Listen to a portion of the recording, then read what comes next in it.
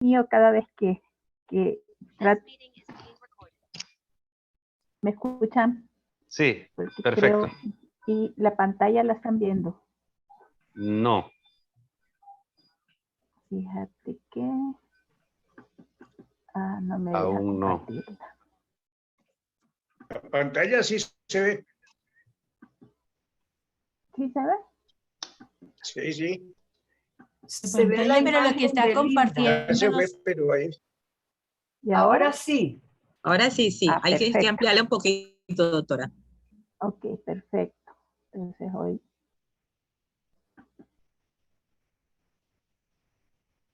Vamos a ver. A ver, me dicen por favor si lo logran, si lo están viendo. Está cargando, doctora, pero puedes empezar. Ok. Bueno, hoy, ese día, vamos a platicar un poco sobre lo que es la viruela del mono o viruela símica, como le llaman en algunos otros países, ¿verdad? O en inglés, monkeypox. Ha habido bastante revuelo por esta enfermedad, ¿verdad? Entonces, vamos a hablar un poco de qué es la enfermedad. Para empezar, vamos a decir que esta no es una enfermedad nueva, es una enfermedad que ya conocíamos que existía. Y es producida por un virus que también ya conocíamos, que es el virus de la viruela del mono, y que es hermano del virus Vaccinia, que es el virus que se utilizó para hacer las vacunas contra la viruela hace ya más de 50 años, y el virus de la viruela bovina y el virus de la variola, que es la que causaba la viruela. Entonces, todos estos eran hermanitos.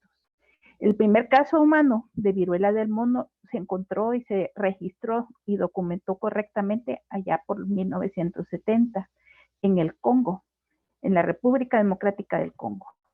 Y desde esa fecha se han tenido casos todos los años, hay notificación de casos, pero siempre habían estado localizados casi todos los casos en África, en el África Central y el África Occidental.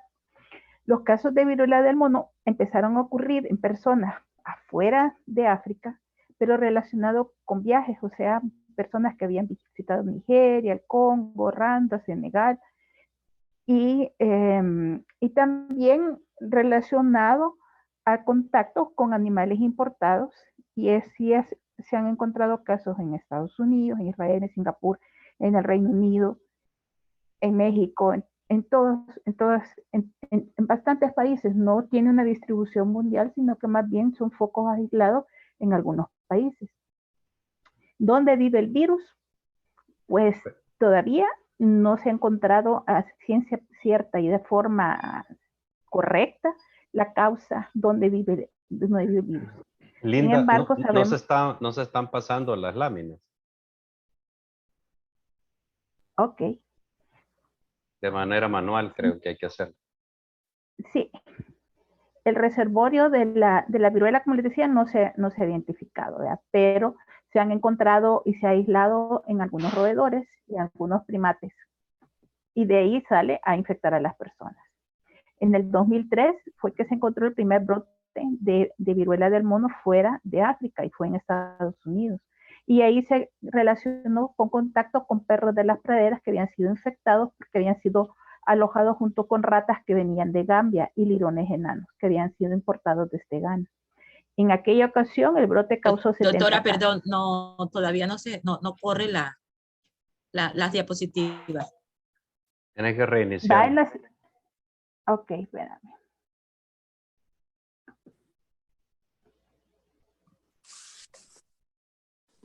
A ver.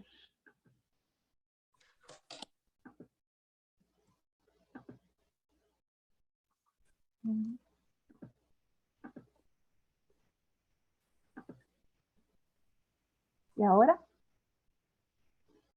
Ahora sí, perfecto.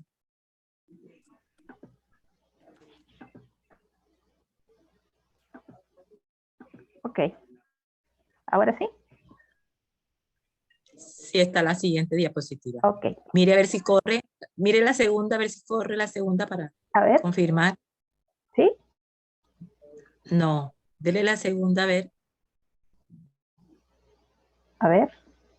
No, no se mueve. No, no se mueve.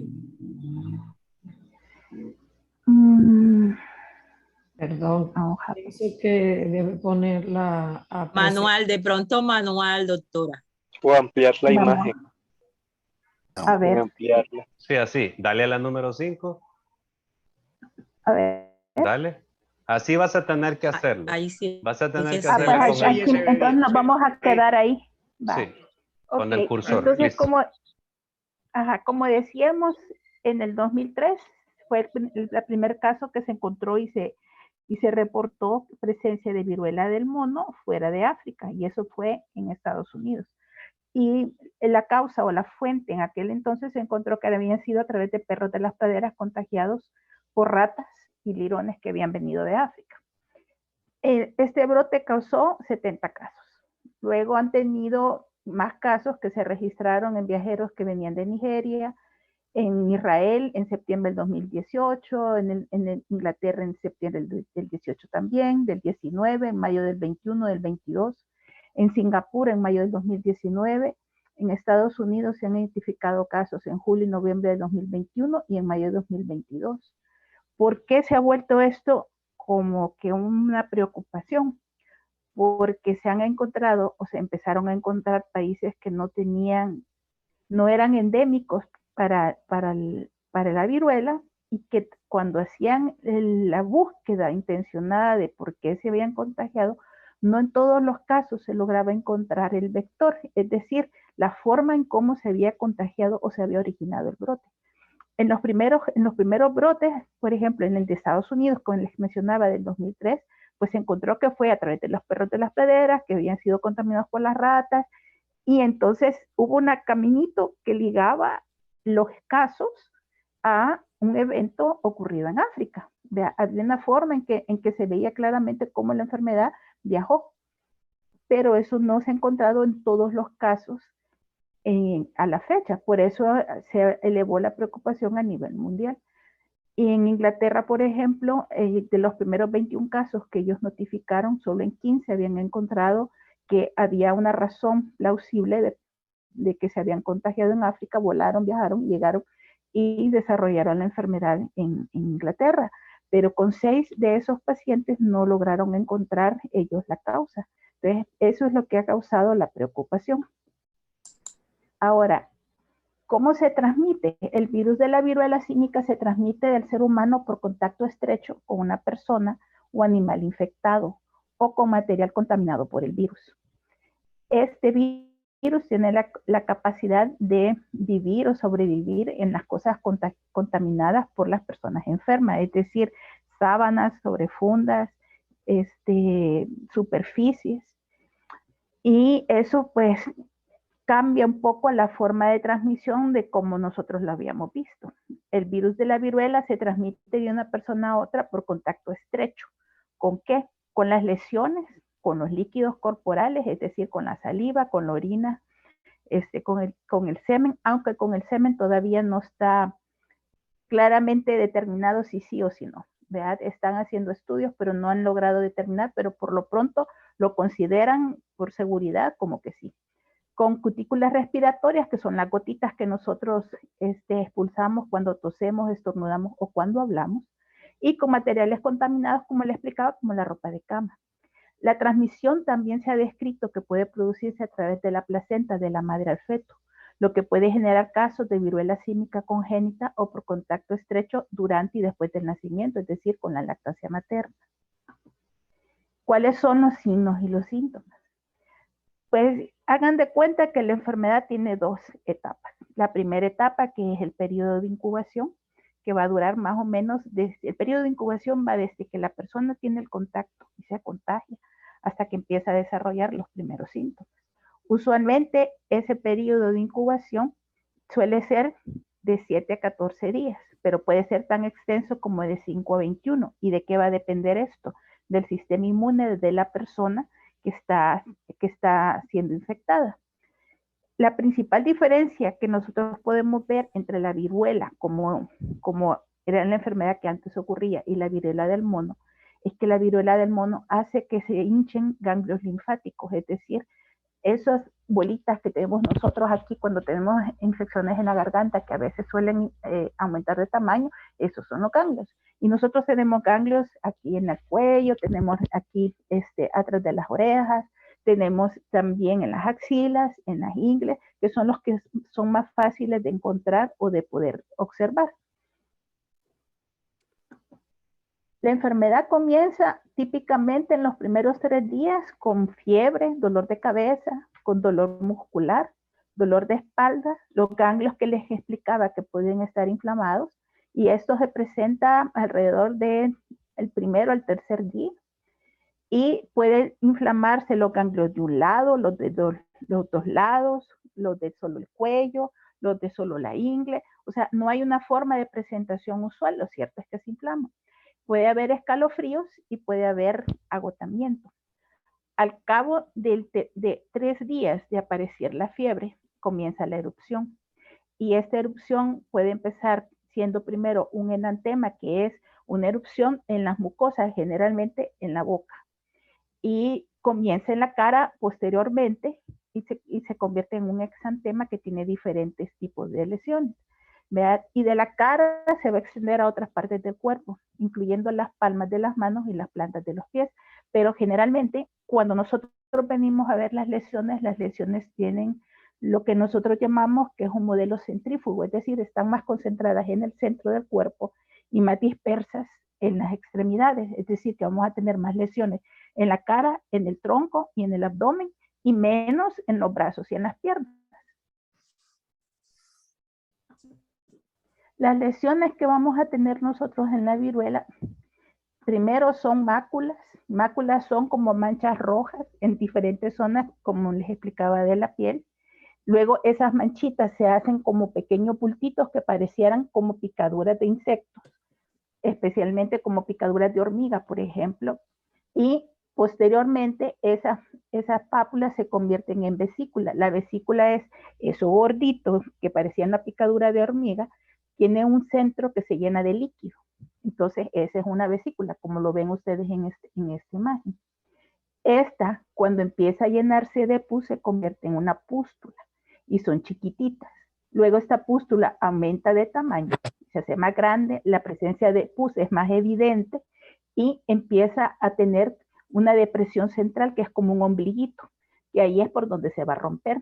Posteriormente esa lesión se ulcera y empieza a formarse la costra. Si se fijan, esa es una costra empezando a la formación y esa ya es una costra vieja que ya se desprende.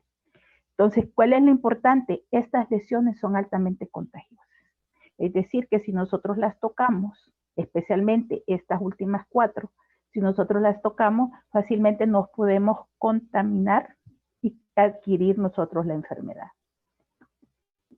Los síntomas van así. El periodo de incubación, que es lo que les explicaba, vea, de 6 a 16 días, desde el contagio hasta que empieza la fiebre. La fiebre, el dolor muscular, la inflamación de los ganglios que dura de 1 a 3 días, y a partir del tercer día, durante 2 semanas, se desarrollan las lesiones que les acabo de explicar. Al cabo de 14 días, generalmente ya las personas, pues, ya no son contagiosas. ¿Vea? Entonces, estamos hablando, si ustedes se fijan, de 7 días en el periodo de incubación y de 14 días del periodo de enfermedad como tal. ¿Vea? Entonces, estamos hablando en un total de 3 semanas. ¿Cuál es el problema de la viruela símica? Porque todo el mundo le tiene un poquito de respeto. Primero, porque hagan de cuenta que como cualquier enfermedad viral, el diagnóstico tardío va a permitir que se pueda transmitir de un ser humano a otro. Segundo, porque en los brotes normalmente hasta hace 2 años, los brotes previos habían tenido una letalidad baja. Letalidad, ¿qué significa? ¿Cuántas personas que le da la enfermedad van a acabar muriendo por la enfermedad? Y la letalidad habían dado de 1 al 3%. Pero en estos brotes encontraron de 2 años para acá que la letalidad subió y ha sido un porcentaje que se ha duplicado del 3 al 6%. Entonces, ¿por qué razón puede fallecer las personas que les da la viruela símica? Pues está relacionada más bien a las complicaciones, y las complicaciones son infecciones secundarias. ¿Por qué? Por bacterias, porque el sistema inmune pues con este está deprimido porque está en ese momento siendo retado por una enfermedad viral, y las bacterias fácilmente pues se aprovechan y pueden presentarse una infección bacteriana secundaria. Imagínense la piel, todas esas rupturas que tienen en las costras y en las lesiones pustulosas, todo eso son entradas para bacterias. El estafilococo vive en nuestra piel, y ahí en la piel está fabuloso, pero no dentro de nuestro cuerpo. Entonces pueden producir bronconeumonía, síndrome séptico, encefalitis, infección de la córnea. Realmente que las infecciones están descritas a todo nivel. Vea. Entonces, esa es una de las razones de por qué la letalidad aumenta. ¿Vea? Y aparte, tenemos nosotros que considerar que las personas que tendrían más riesgo para la viruela, tener complicaciones, pues son aquellos que ya sabemos que tienen su sistema inmune comprometido. Pues las personas con HIV, o que son seropositivas, o que tienen la enfermedad, los que tienen enfermedades con inmunodepresión crónica porque utilizan esteroides, por ejemplo, los pacientes diabéticos con insuficiencia hepática, con insuficiencia renal, son los que son particularmente susceptibles, o que nosotros podemos prever que si se enferman pueden tener una evolución un poco más complicada o incluso perder la vida. El diagnóstico diferencial, o sea, ¿con qué lo podemos nosotros confundir? Pues lo podemos confundir con la varicela, lo podemos confundir con la sarna, lo podemos confundir con una enfermedad que se llama molusco contagioso, ya que es un exantema que da en las palmas de las manos y los pies y que es bien frecuente en los niños. Entonces, nosotros tenemos que estar abiertos a la opción y a pensarlo. Ese es todo el mensaje. Vea. El tratamiento va dirigido a dos cosas. Primero, el tratamiento general, que es mantener pues, al paciente en las mejores condiciones, asegurar la nutrición, porque la fiebre sí es intensa, una correcta hidratación, medidas generales para controlar la fiebre, el dolor muscular, o sea, medidas de sostén. Y hay a la fecha un medicamento que es el único que ha sido aprobado para el tratamiento, un antiviral, pero este antiviral solamente está disponible en Europa. La FDA todavía lo tiene, le ha dado una autorización de emergencia porque no han completado todo el protocolo para Estados Unidos, pero lo cierto es que en Europa ya lo aprobaron para su utilización específicamente con esta enfermedad.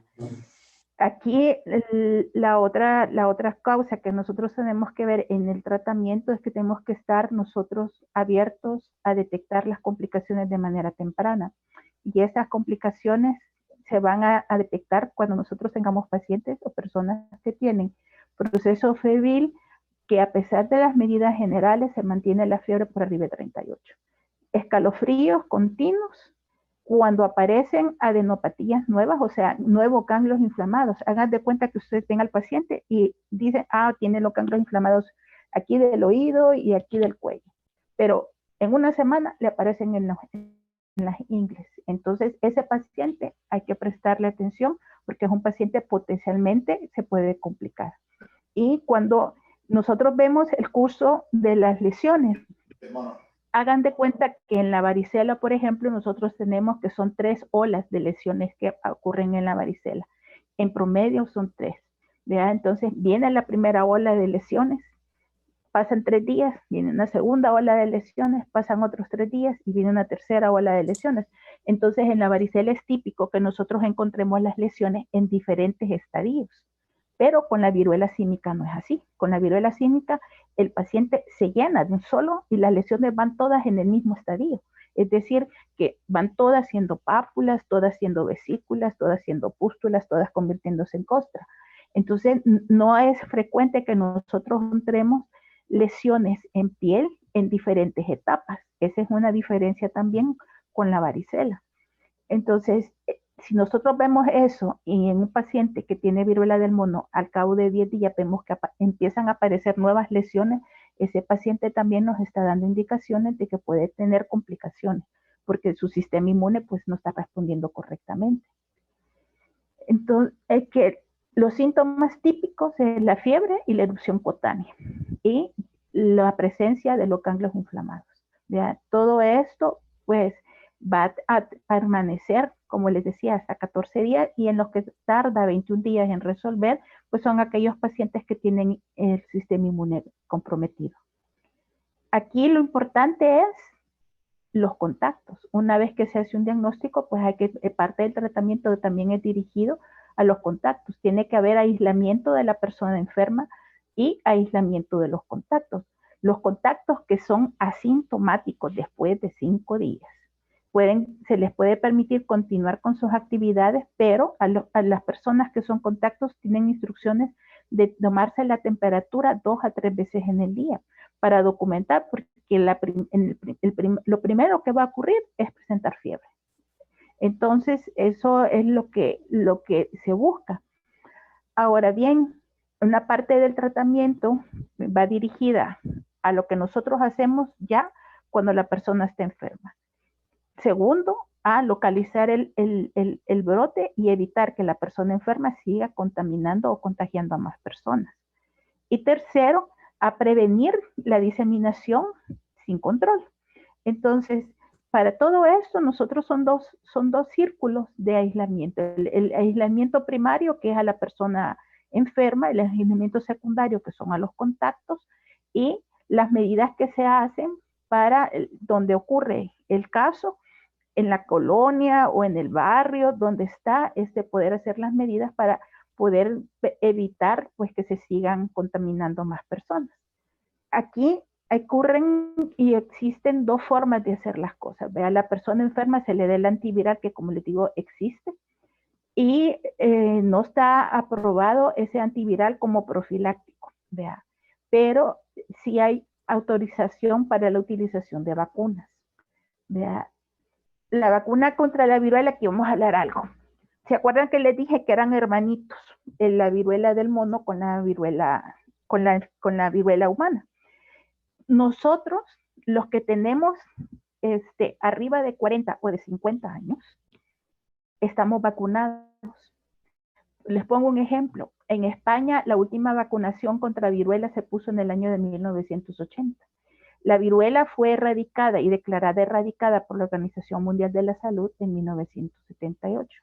Entonces, ¿qué ocurrió? Como pues la OMS dijo eso, pero cada país bajó esa recomendación de que ya estaba erradicada. Sí. Y en el caso de España, ellos decidieron seguir 2 años más vacunando. En el caso de Chile, por ejemplo, las vacunas llegaron hasta el 78. Entonces, cada país fue un poco flexible en cuanto a hasta qué punto dejaron de vacunar. Entonces, ¿eso qué significa? Que los que somos viejitos, decir, estamos en la edad media, ¿verdad? Arriba de 40, 50 años, la probabilidad de que nosotros estemos con algún grado de inmunidad contra la viruela símica es bastante alto, porque esa vacuna nos permitió desarrollar anticuerpos. Ahora bien, ¿qué tanto protección nos van a dar esos anticuerpos al cabo del tiempo? Eso es lo que todavía están pues haciendo los estudios y determinando si el nivel de anticuerpos que podemos tener todavía sirve para protegernos, ¿verdad? Pero en realidad es muy probable de que sí, porque hay una memoria inmunológica que tenemos nosotros.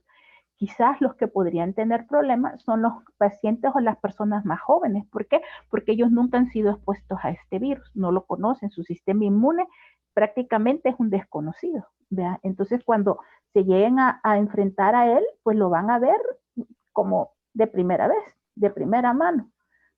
Entonces, ahí para ellos es donde realmente nosotros podríamos tener o podríamos vislumbrar que podría haber algún problema.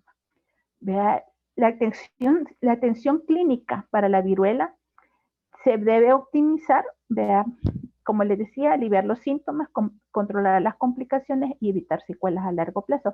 Las secuelas, ¿cuáles pueden ser? Pues las consecuencias de las complicaciones y las cicatrices, porque si deja cicatrices las lesiones, sobre todo si las costras se desprenden.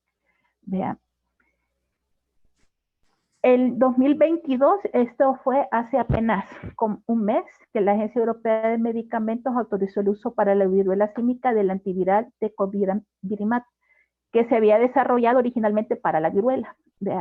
Como les digo, ellos han tenido casos, entonces el desarrollo de los antivirales ha venido específicamente para esos brotes que ya habían existido en el pasado, pero no estaba pensado el medicamento como que si fuera para uso masivo, ¿vea? Y lo que sí habían hecho es estudios observacionales en donde se demostraba que la eficacia de la vacunación contra la viruela en prevención de la viruela símica es alrededor del 85%.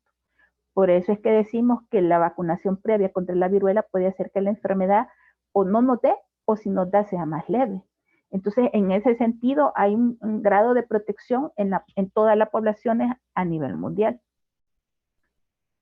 Ahora bien, las recomendaciones que ha dado la OMS y que ha dado la CDC, que publicaron hace apenas 3-4 días, ellos hicieron un análisis en base a riesgo y beneficio.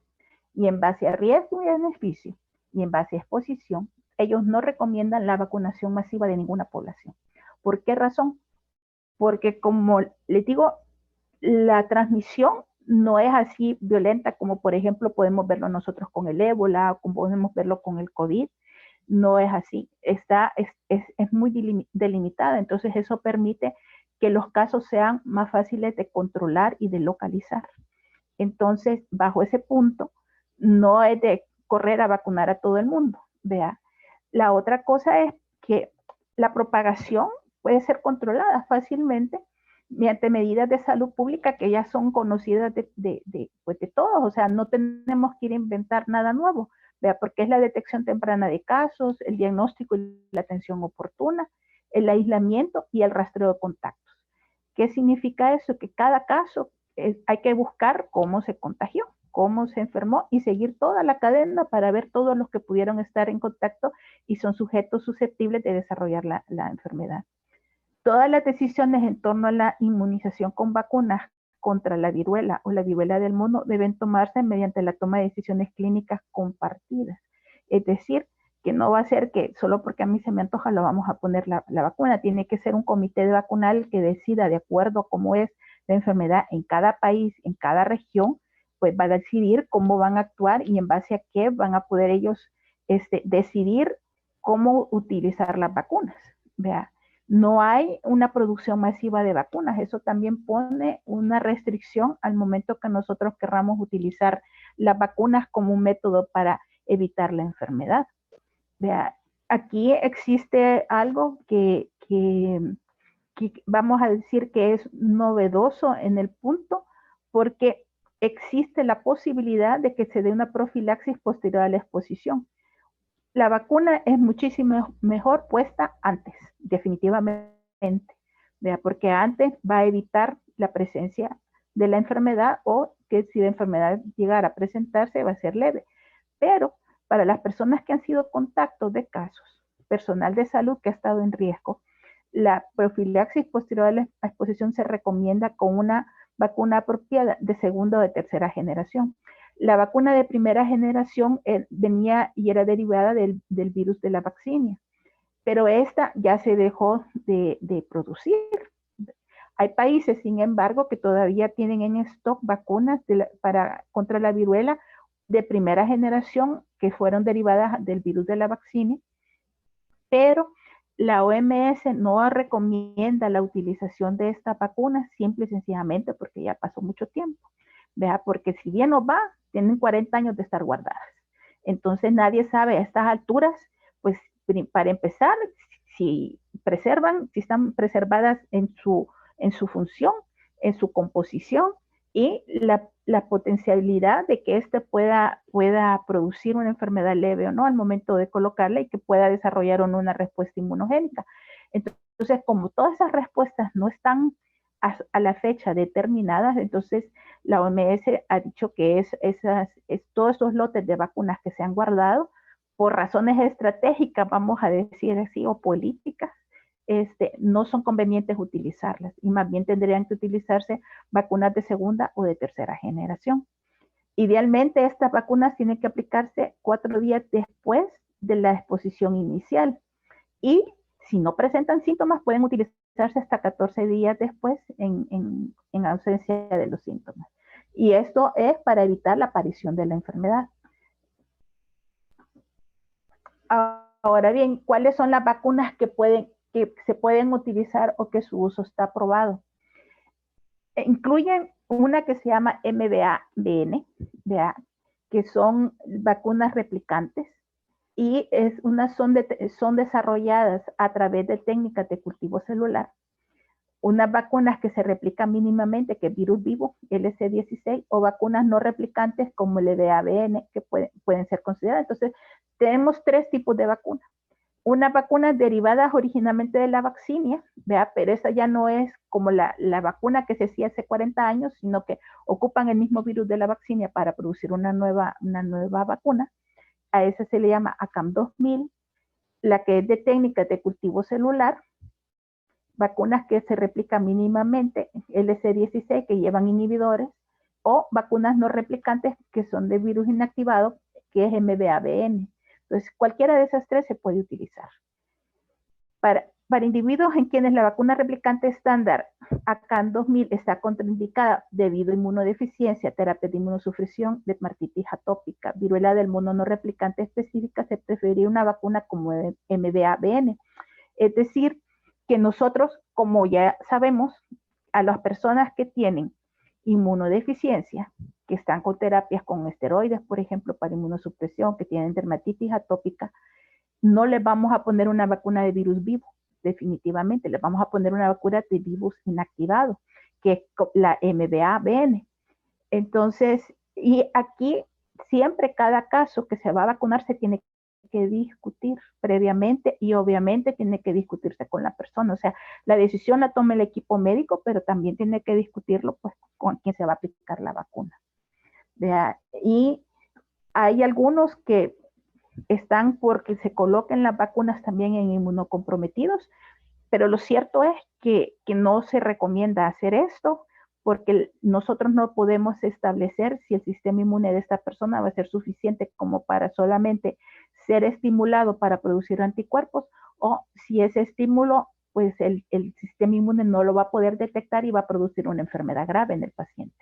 Entonces, bajo ese punto, pues son decisiones que tienen que ser consensuadas y determinadas y realizadas en base a riesgo-beneficio. Aquí, durante el embarazo, cuando se tiene en cuenta la vacunación previa o posterior a la exposición, se prefieren vacunas no replicantes o mínimamente replicantes. Acuérdense que el embarazo también produce un sistema inmune alterado. Vea, y está alterado, ¿por qué razón? Porque el sistema inmune de la mamá tiene que estar pues medio dormido para permitir que el bebito se forme ahí adentro sin despertar pues una respuesta inmune de cuerpo extraño. El bebé, si bien es cierto que tiene la mitad de los genes de su mamá, pero tiene otra mitad que son de su papá. Y esos genes pues van a ser reconocidos como cuerpo extraño por el sistema inmune de la mamá. Entonces, para evitar esos problemas, el sistema inmune materno pues está como, digamos que medio dormido, medio aturdido, entonces, durante todo el embarazo. Entonces, a una persona embarazada que se haya expuesto al virus de la viruela del mono, nosotros no le vamos a poner una vacuna de virus vivos, sino que podrá ser en caso sea necesario y, como les digo, consensuado todos los riesgos y los beneficios, una vacuna de virus inactivado.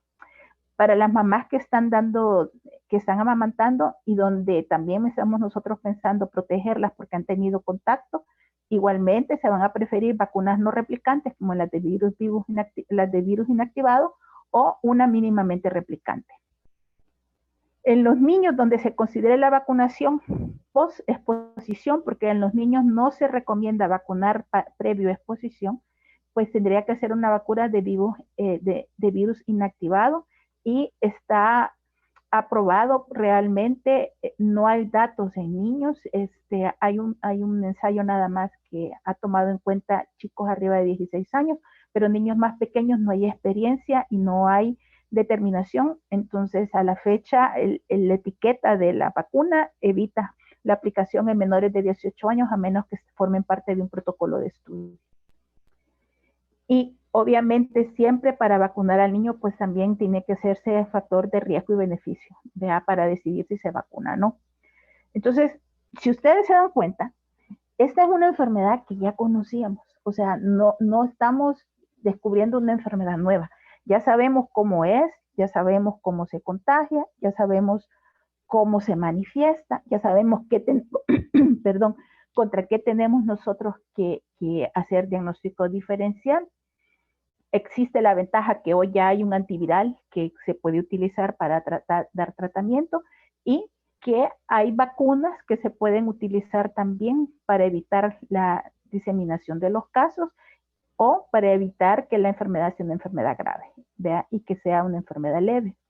Entonces, ¿por qué le hemos dado tanto, vamos a decir, tanto relieve y tanto importancia al tema? Yo creo que hasta cierto punto ha habido una exageración en cuanto al desarrollo de la enfermedad.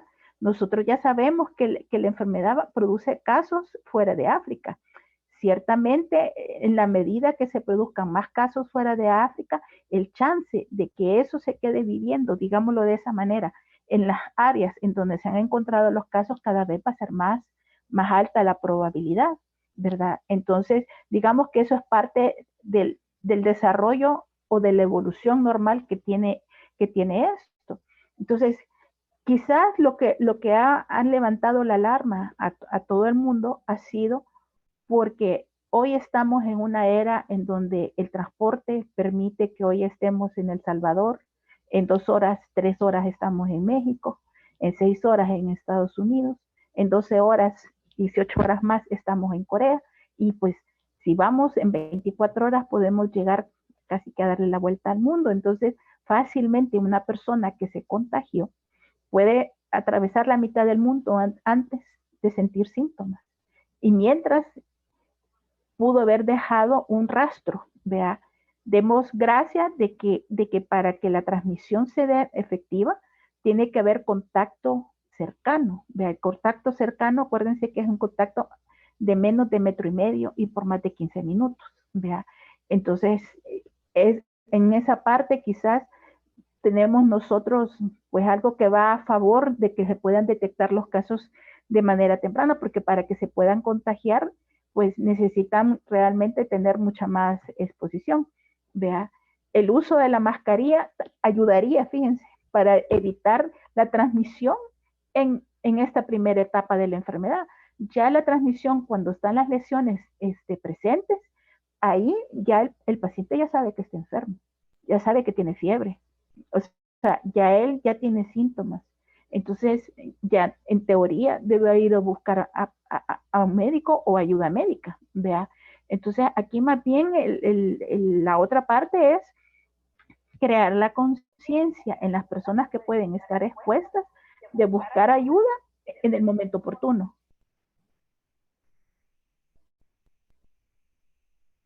Y eso va a ayudar para que se puedan detectar los casos temprano, localizarlos y evitar la propagación.